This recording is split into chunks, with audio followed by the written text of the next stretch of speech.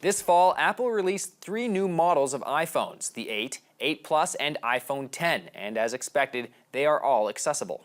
That's true, but if you're thinking of upgrading, they're all very different, which makes the choice a little more difficult. To help make the decision a little easier, Vancouver's Grant Hardy met up with GetConnected's Andy Baryer to review the iPhone 8. It's the most familiar and cost-effective of all the new models, but with lots of new stuff as well. Let's catch up with Andy and Grant and check out the pros and cons. I'm here with Andy Baryer at the GetConnected studios. Hey, Andy. Hey, Grant. So Apple announced 3 new models of phones this year, the iPhone 8, which I'm holding, the 8 Plus, and the iPhone 10.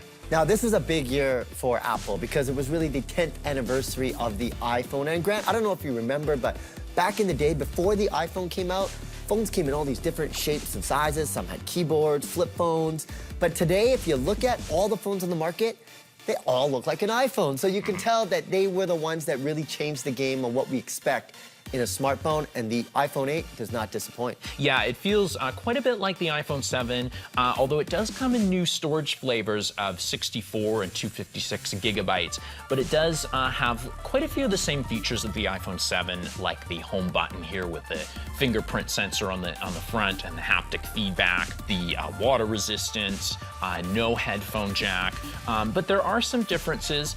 There's a glass back so that I can actually lie the phone onto a wireless charging mat and not have to worry about plugging in any cords or anything, still have a full battery at the end of the day. Yeah, wireless charging is something that's been around for a couple of years. Samsung was the first to really adopt it, but now that you got Apple in the game for wireless charging, I guarantee you, Grant, in a couple of years, you're gonna see manufacturers like IKEA start to build furniture that have wireless charging mats built right into it, so you can put your phone on your coffee table and it will charge automatically without any cords.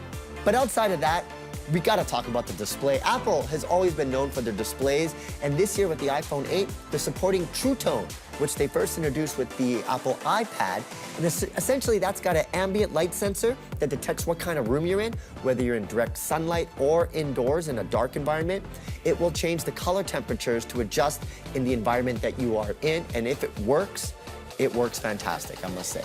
Well, absolutely. And underneath that display, we've got a brand new processor as well, the Hexa-Core A11 Bionic chip.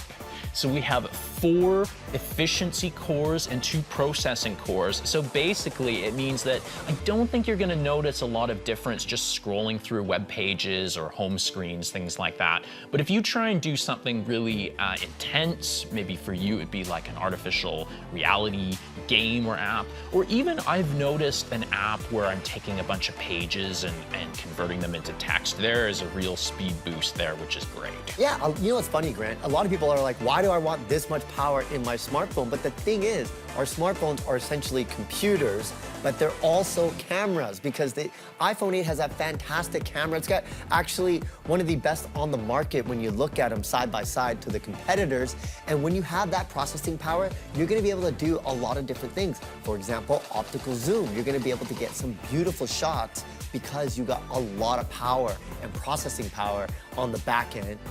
And the camera, of course, powers a number of third-party accessibility apps, but that's not to mention just the incredible amount of accessibility features for people with a range of vision and mobility and cognitive abilities that has really made me feel at home on iOS since day one. Of course, I use the voiceover screen reader since I'm totally blind, but just a lot of features to make iOS 11 easy for everybody to enjoy. Show me accessibility settings. Here are the accessibility settings. Settings. Accessibility. Heading. So Grant, we've spent a lot of time talking about what we love about the iPhone 8. Let's talk about our pet peeves about the iPhone 8. Well, you know, when I make the leap, when I make the upgrade, I do like to have the very latest and greatest in technology, and there's a lot to love about the iPhone 10, especially the new Face ID and the brand new camera system it has. The prospect of just holding my phone up in front of my face to unlock it is pretty sweet. So I think if I was upgrading, I'd probably go for the 10. See, you just supported my argument because the iPhone 8 was mentioned and announced at the same time as the iPhone 10. the customers that would have bought the iPhone 8, now that they know there's an iPhone 10 with some amazing features like the 3D facial scanner that you mentioned, are going to want to spend a couple of $100s to move on up. So we might see, after all is said and done, the iPhone 8 being the least popular phone out of the entire iPhone line because people are making that jump to the iPhone 10. Someone like yourself, a case in point. Well, I guess we definitely still have a nice, solid, familiar option for people who are thinking of making the leap, want some new processing power, and hopefully the iPhone 8 will be a safe bet.